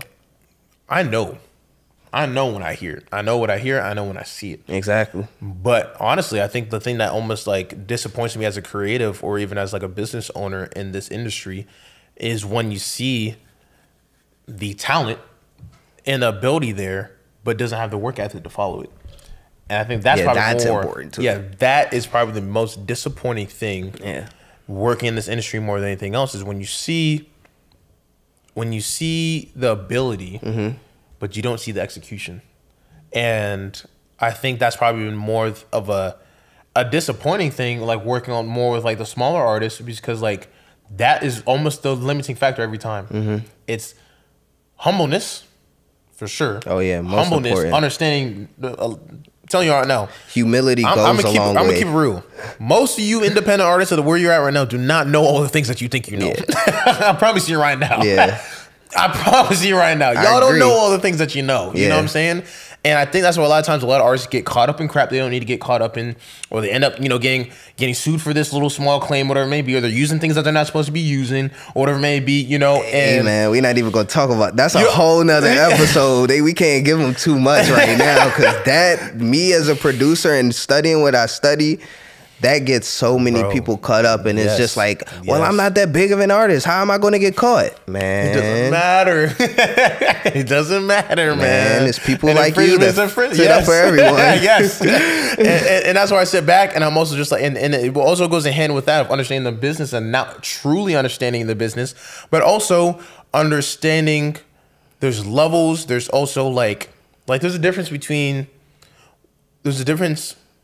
when you're working with an engineer that just started, an engineer that's been doing this for a while. There's between when we're working with producers that just started and when they've been doing this for a while. There's difference between guys who understand business, like music entertainment, versus guys who just do it. You know what I'm saying? Or I just drop something, versus someone who says, I'm gonna go through the publishing, the copywriting, I'm gonna go through all the necessary processes to ensure that my DSPs and stuff like that have all that information locked in. I have all my UPCs or whatever it's called. You know what I'm saying? I have everything lined out and documented in an organized and formatted fashion. I keep my records and all logged for everything. You know what I'm saying? Like all these other really important things that all plays into like professional level stuff that you're supposed to be working on as an artist. But once again, going back to even as a work ethic is understanding that it's going to be more than just recording your music. Yeah. It's more than just making the music. It's so much more than that. As an artist, in an age where there's so much competition, there's so many people that are trying to do the exact same thing to you. The only thing that makes you different is you. The only thing that makes you different from everybody else is you. Let's exclude the music. Why am I going to listen to you versus the next guy? Yeah. Why am I going to follow you on social media versus the next guy? Yeah. Right? Because if I'm not following you on social media to know when your next drop is, you're already going to be doing twice as much work to market to me. You know what I'm saying? Now you got to spend money on ads and all this stuff. If I'm following you, I see it. If I'm keeping track of like, hey, well, this person's got a story popping up, I'm gonna watch their story. I'm gonna do this, whatever it may be. Like, even me as an engineer, I only follow a handful of artists, to be quite honest with you. I don't really follow many. You know what I'm saying? Only because I'm honored. To be honest, bro, I tell you, I don't really follow. Like, I only follow people that I feel are on some level of path or journey that I can believe in and I can agree with and I want to be a part of. Nah, that's real. You know what I'm saying? I don't follow a lot of celebrities. I don't follow a lot of artists. I follow people that I want to see something from and that I can look up to a certain aspect, but also I just want to see that progress too, And I think that like even like for that one Pretty Brown Girl that I was showing you, I still follow that artist and I still talk to that artist because I want to see her growth. I want to see where she goes with things. You know what I'm saying? Because she does have this level of actual hustle that she actually wants to get there. You know what I'm saying? But there's other artists like, I don't really give a damn. I might work with you for a couple times, but like show me that it really ain't much for me to follow, right? Because let's say if I work with you and none of this stuff goes anywhere because you didn't want to put in the work,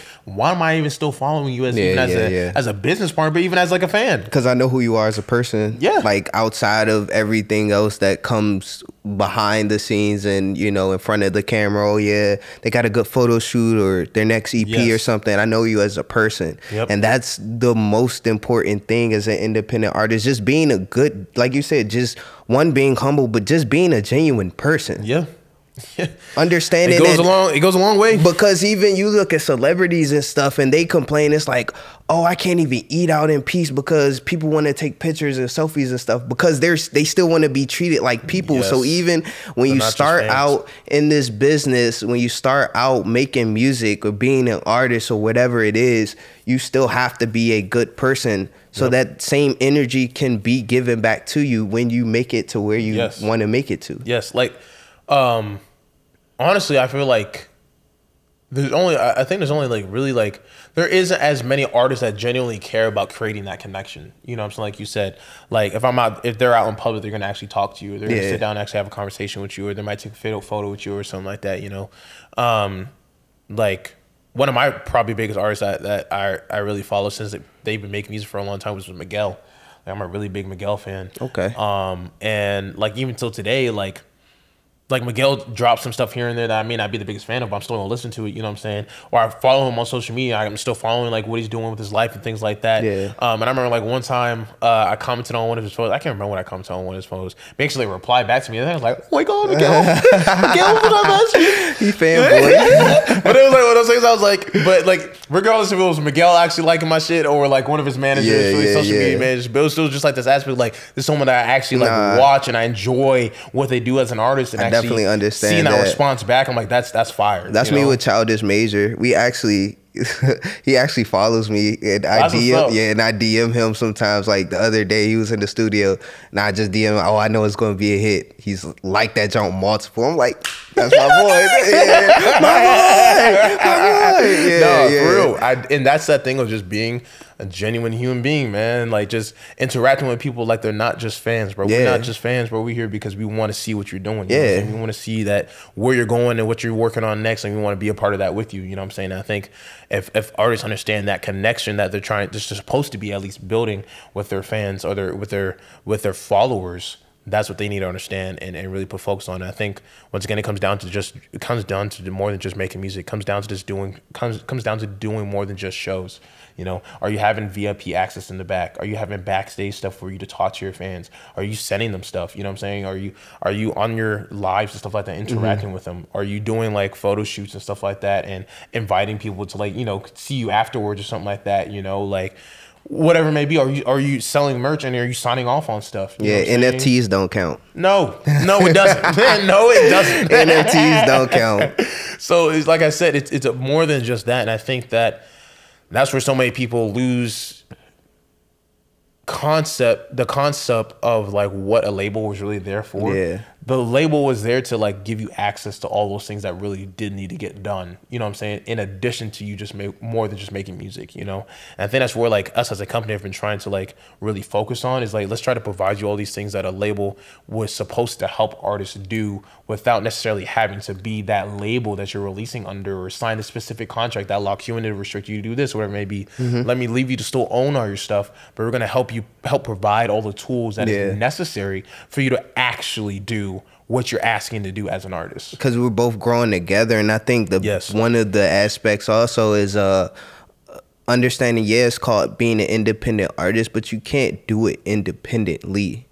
Like, I mean, so for example, people take that so wrong. Yeah, so you can't do it all yourself. Like, you could be the producer, you could be the rapper or the artist, and you could try to engineer or mix your stuff, but you still might go to like Lander to get that joke mastered, and now you're outsourcing and stuff like that. And I mean, you can release it, but at that point you don't have independent ownership over that joke. It's just released on DSPs for people to listen to. There's still the copywriting, there's still the publishing. And so once you get into all of the aspects, and once you understand how wide it is just to release just one song, all the aspects just to release, we're not even talking about a whole project, we're talking about just one song, then you're going to be like, oh damn, I can't do all of that. And then marketing, because that's like what, 80%, at least 70 to 80% of everything. So it's like, damn, now I got to spend money on marketing too. shit, like think about like what do they say? Like a majority of what like U.S. businesses spend the majority of their money on. Oh marketing? yeah, absolutely. That's what I'm saying. It's like 70 to 80%, Yes. bro. Like okay, we wouldn't know half of these brands that we're wearing and things like that if it wasn't for marketing. And think about that when it comes down to music. Yeah. If you think that you're about to release a song and put no money to the marketing, why are you even creating it? The company that has the best marketing because they can put out something and not market it at all is Apple. Yes. You'll know when the iPhone is coming out. You'll know when the new laptop is coming out. You'll know when the new Mac is coming out. But that's because the the level of loyalty they've been able to create through their fans. Exactly. Through their followers, through their brand. Yes. What does Apple mean? Okay, I can trust this product and they don't have to tell me anything about it. Mm-hmm. Don't care. I'm going to buy it. That's how loyal they have people. You know what I'm saying? Like, I don't think there's really many other companies that can do that. That's a fact. Maybe Samsung with their TVs or something, but like... I think Nike... And Nike, yeah, probably Nike. Yeah. Probably Nike. Well, probably. they can do it to a sense that they don't have to show their product. Yeah. It's more about just like, I would say Nike like is at that point where it's like, you can trust Nike. You can trust Nike. You know what I'm saying? Like I say Samsung because Samsung's known for making displays. Like that's what they do. Like if I go to Samsung, I may not go before them for their phones. I'm going to Samsung. Because I know if I get a Samsung TV, it's going to be one of the best TVs on the market. Yeah, that's facts. That's facts. Like, okay. Because Samsung literally manufactures this stuff for other people to create. You know what I'm saying? Their stuff off of, right? So it's the same idea of Nike. Like, I just have trust in their product. You know what I'm saying? Apple, I have trust in their product and their software and what it means to own an Apple product. You know what I'm saying? Like, there's not many companies that can push to that level where their customers or clientele, you know what I'm saying? Yes. Jump into it. Yeah. So it's like, that's like 70 to 80% of everything. So as an artist, when you understand that, damn, I got to market, damn, I got to do the legal side. And then also understanding the finances of everything and what you're supposed to be returned, and say somebody wants to license your stuff into a commercial, into a film, into a TV show and things like that. It's also understanding, well, damn, what money am I supposed to be getting off of that? How do I sign this contract? What does this mean? What does all of this mean? Yeah. You can't do it all by yourself. Yes, it's called being an independent artist, but you have to have a team. You have to have somebody. But it's impossible otherwise. Absolutely. It's literally impossible otherwise. Like, how else are you going to do, like you just said, all the marketing? Yeah. Tracking, mixing, mastering, release, copyright, publishing. That's the marketing? I think you said it. Before, though. Before. Marketing. Right? Then you're talking about, like, let's say, what is it called? What is other royalties for like TV shows and all sorts of stuff? Licensing, right? Licensing and shit. Right? Yeah. What else do you even add in there? This is even talking about like live events, shows. But and all of that comes with signing contracts and being able to understand what does the venue get, what does the people that own or the people that's throwing the event, what do they get, and then what do I get? Because you're not getting paid until everybody else gets paid, and if the venue negotiates on, okay, we getting food and drinks, and then we got to factor in merch too. I was about to say, bro, we got to factor in merch and then marketing that merch and then having a domain name for people to go to, because domain names aren't free, bro. Like, so you don't have your own website up. You know what I'm saying? Like, .wix.com. Bro, that's at least like 15 things right there. You finna do all that by yourself? No, you can't. There's no way. There's literally no way. There's not 10,000 hours. There's not 10,000 hours for each, man. Like, you need people. You need people. God, and man. I think that's the biggest takeaway just in general for overall, like, this bro, you need people. We can't do do all of this by ourselves. That's why I feel like so many people want that level of like recognition of like, hey, I did this all by myself. No, you can't.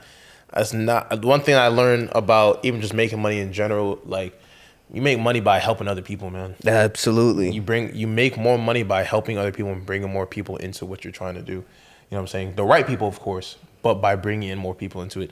That's just how it goes. You know what I'm saying? Like, don't think that because you're doing this all by yourself and you're working yourself 80 to 100 hours a week that you're automatically doing something better that way. To be quite honest with you, you're probably off bringing 2 or 3 people that can help you with an extra like 20 to 30 hours, you know what I'm saying, per week. And cumulatively, you might work 100 hours, something like that, and you'll probably get a better product every single time. You know what I'm saying? And I think that's like, once again, like, it just comes down to understanding what it really takes to be an artist in today's age. What does it really take? You know what I'm saying? What really has to be done to get you to that stage? And I think a lot of artists have that twisted, but I think it's that recognition of like, there's other people that might know more than me. Let me learn from them. You know what I'm saying? Let me sit down and have a conversation with some people who have done this before. Let me sit down and say, hey, I may not be the smartest guy in the room in terms of this stuff, but I can learn it. Yeah, you know I'm willing to learn. Yeah, I have an open mind here. And I think that as, you know, more artists that are willing to have that conversation are open to do that, you'll probably see a lot more success for those smaller guys that are out here trying to do these things. And we're all about it. You know what I'm saying? I'm all about it. I'm all about sitting down and sharing my knowledge and working with people who have that humbleness to come out and do it and let these experiences teach me more. You know what I'm saying? About things that I don't know about. I don't know every single thing about publishing. I don't know every single thing about copyright, but I'm going to bring other people in the room that do.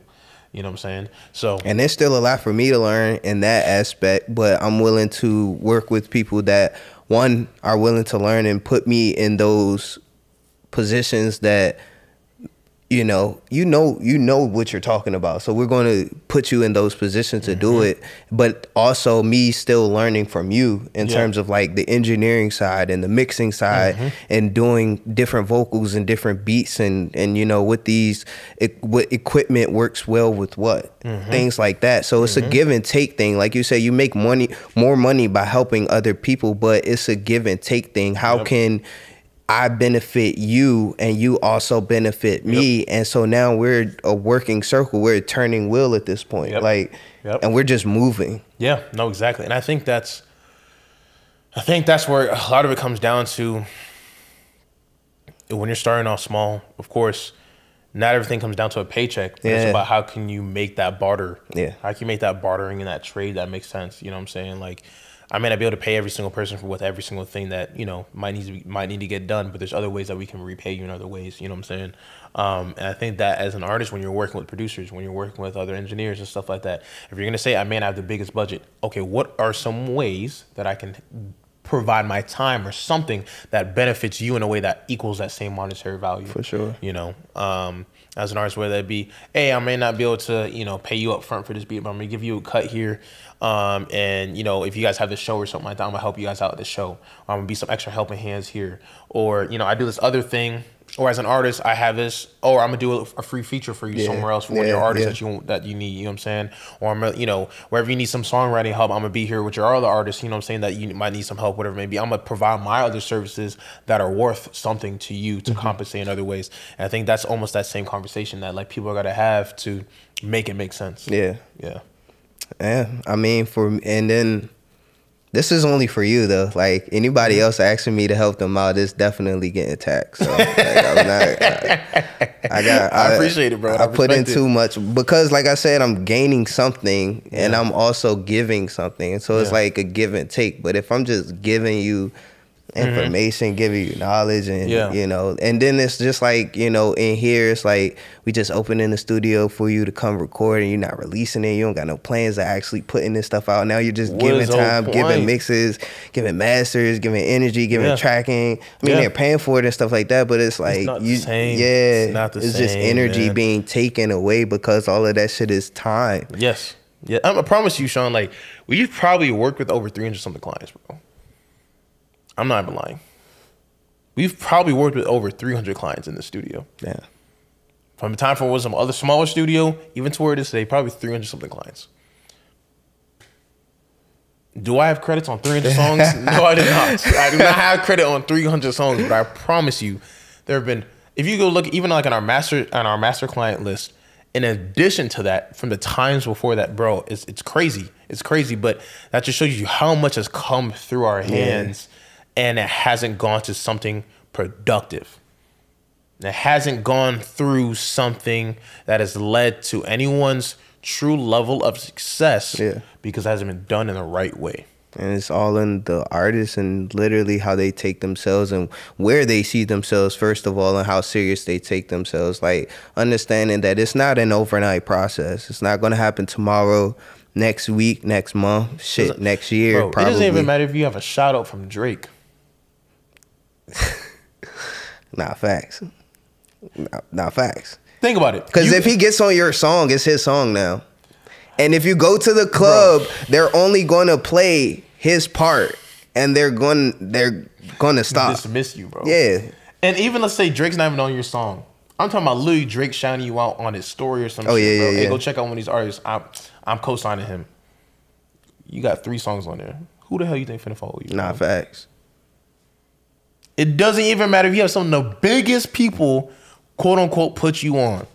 If you don't have all this other stuff laid out, if Drake shouts you out and your Instagram ain't popping, you got professional photo shoots, information on there for people to follow, things for people to interact with, your Spotify page is put to a T, your bio's lined out properly, you got other music for people to listen to, you got a website, you got some type of level of like professionalism. I got some merch that's coming out. I got some videos or some interviews up with me on it as well. If you ain't got this level of media behind you, some level of like those things to back you as an artist, that Drake shout out don't mean a damn thing, because it's gonna go through people's ears and it's gonna go right out. Right out.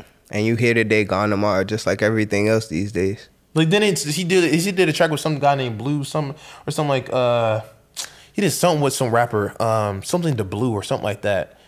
Was that London rapper? Maybe. Let me see. It was like that one song, that shit was hard. It was like, I think it's Blue. Yeah, Blue. Like, you're still mine. Oh nah, he's a good artist though. I'm saying like in terms of like, has he had that true like, you know what I'm saying, like step in the limelight just because of that track? Well, nah, he's nominated for a few awards, well, BET awards and stuff, and he got music with like Chris Brown and 2 Chainz and stuff like that. He's a good artist. Actually, it's crazy. My little sister used to listen to him before he got to that point. Interesting. So he's been around for a few years, probably since I could say like 2019 at least. He's a good artist. To be honest with you, once I saw the profile, the album cover, I changed my mind. I do know a lot of people listen to him now. But regardless, I think more so like Black Boy JB or some shit like that. You know what I'm saying? He kind of, That's probably a better example. But someone who I felt like got, that level of that Drake level feature, you know what I'm saying? But like, outside of that Drake level feature, what am I listening to from him? Yeah. I literally cannot remember the last time I heard about Block Boy JB. Yeah. I mean, he released something, but people probably in his area, like at that point, you just go back to being like kind of a local artist. But like I said, like we said earlier, it depends on how big you want to be, how serious you taking yourself as an artist. Like, because you could pop where you from. Yeah. And I think honestly, like, that really just comes down to like what you want as an artist. Like, right? Because like, and I was watching a Drake interview he was talking about originally, he already knew that he wasn't going to stop at a certain point. Like, he wasn't going to stop. Like, he wasn't content with just being that, like you said, like, I'm popular in my city. Yeah. Or I'm popular in just like this country. I want to be worldwide type thing. Like, Drake was on that level where he wanted, you know what I'm saying? But like, some artists, y'all don't need to be the next Drake. You don't. There's not going to be another Drake. No, exactly. Drake is like our Michael Jackson. Yes. You do not need to be on that level of stardom to have a successful career in music. Not fact. You don't need to be on, who's another? You don't need to be on Chris Brown's level. You don't need to be on, who's some other artists? On a Dua Lipa. You don't need to be on, what I'm saying? You don't need to be on those pop star level, you know what I'm saying, to like make a living in music. You could probably, even LMA's kind of up there, you know what I'm saying, I feel, but you could be dialed back from that level of stardom and still make a really good living as an artist, you know what I'm saying? And I think it's like you said, understand what your goals are. Is your goal to hit a certain amount of people? Is your goal to bring in a certain amount of money? Is your goal to do like a certain amount of tours? What is your goal that you see yourself really wanting to hit as an artist or even as a professional in this career? Yeah. Right? Because we all have career goals. What is your career goal as an artist? Build from there. Figure out what you need to do to get there. Then you can build a timeline to get there. You know what I'm saying? Okay, if I care about being the most popular artist in Florida, you know what I'm saying? What do I need to do? You know what I'm saying? Like okay, I need, obviously, if I'm gonna build some level of loyalty in Florida, I'm gonna have to do tours, I'm gonna have to do shows, I'm gonna have to release more music, I'm gonna have to be out there, I'm gonna have to be interactive in the community, you know what I'm saying? But I can focus that to being in my state, you know what I'm saying? Versus if I'm saying I'm trying to be the biggest artist in the US, completely different goal. Yeah. Completely different work ethic. And then worldwide, international. Completely different thing. Yeah. Completely different thing. You know, so I think that's where it's like one of those things of like understanding where you're trying to go and trying to build from there. And once again, like, this just comes down like, nah, I ain't gonna lie. We not ready to take somebody worldwide. Okay, I'm gonna keep it a stack with you. Okay, you trying to go worldwide? Uncharted, not the spot. We might be able to help you get there. Not right now. Yeah. It takes time. That's just gonna take time. But like you said, work ethic. Yes, that's going to show from your work ethic. If you putting in. If you come in here and get in 8 hours of recording time and knocking out like 10 songs or like 7 songs in a session. Yep. You grinding some things out. You know what I'm saying? Your sound is different. You're switching it up from just like, okay, the trap sound, the hip hop sound, the 90s boom bap sound, the pop sound. Yep. You got some Latin over here. You got some reggae. You got some Afro. Yep. If you got the diversity and like that, then you can go anywhere. Yeah, no, you can go anywhere. Let me say this. I don't think we'd be the limitation, but we can't be. We're not the type of company that can say we can flip a switch for you, make you that. You see what I'm saying? There's no. You know what I'm saying? We can't, but we can be a stepping stone to help you get there. Yeah. But like you said, once again, it comes down to your vision as an artist as well. Because like we've always been, like I always say, I'm also the type of person, and that's the thing that I see Uncharted being is. We're the company that may not even be able to do everything, but we'll put you in hands of other people that can help you get there. Yeah, for sure. You know what I'm saying? That's what I think is probably the most important thing. Like I was always I was at this this business conference type of thing for my other job, and we were just talking about like if you really want to be a good business, it's not only about providing the best products, but if you can't provide the best products, are you able to point that customer in the place that will yield them the best product, right? If I can't, if you have certain requirements that I can't meet, right? But I still make amazing stuff, but I can't meet what you need, I can then put you in hands of someone else that's going to give you exactly what you need. Gotcha. That makes sense. And if I can do it as a business, that only shows you my level of expertise to another level. Because not only do I know me, I know my competitors. And I know what they provide. And I know what you need. You know what I'm saying? So I think that's what also when it comes down to Uncharted as well is like we don't do all the marketing and promo internally. You know what I'm saying? But we're gonna put it in the hands of companies that do that. Yeah. That focus on that specific thing, right? What is our expertise in? Our expertise in is production. It's what I always see on Uncharted is a media production company. You know what I'm saying? Wholeheartedly in terms of what we're able to do is a media production company. In addition to that, to offering other opportunities for you to grow, whether it be from shows, events, and things like that. And that's first to also put you in the hands of other people to expand out to the things that you might need as an artist, you know. But what is Uncharted specialized in is making music, making amazing music. That's what we specialize in. You know what I'm saying? And everything else that you need as an artist will help you get you there. You know what I'm saying? And get you those connections and also be like the not necessarily curator, but like the almost like the guy who clears people to ensure that you're doing business with reasonable people. People are going to actually get you the product that you actually are looking for, right? Because I think that's another thing that a lot of people are scared of when they're getting into the music industry is like, am I going to get scammed? You know, if I'm working with people that are actual reputable and things like that, we're going to be the company to try to look and test those things out for you before, you know what I'm saying, that happens, right? So like we're working with a marketing company. We're not going to have your music get sent to a marketing company that's going to scam you and us. Yeah, that makes sense. If we're working with them, you can trust them. Because best believe it's not coming in our hands to go in some scammers' money. You know, it's some scammers' pocket. You know what I'm saying? Like, no, we're not using the guy from Instagram that says he's going to get you 10,000 streams for $50. You know what I'm saying? Yeah, that email that's going around saying you got on the Spotify playlist. That's not us. That's not us. So I think that's the other thing as well is like, is as a company is what I think what we really try to specialize in is and try to focus on is like we're going to help bring in those other aspects, you know what I'm saying? But even though we may not be the person that does it all, we're the people that are going to bring you in a situation that will allow you to do it all. That's fair. Yeah. That's fair. Yeah. It's definitely necessary in today's industry. There's so many things that, like you just said, we named off that artists need to do, and it's a lot more than just hopping in behind the mic. You know what I'm saying? It's a lot more than just posting a few stories. it's a lot more than just going out and sending it out to your friends. You know what I'm saying? Hopefully they took notes if they watching this. Yeah, no, for sure. Well, I think this was very in-depth and informational episode, you know what I'm saying? Whether it be on the engineers, whether it be on artists, just growth, whether it be industry stuff, things like that. But at the end of the day, man, like, this industry has always been a thing that's bigger than you.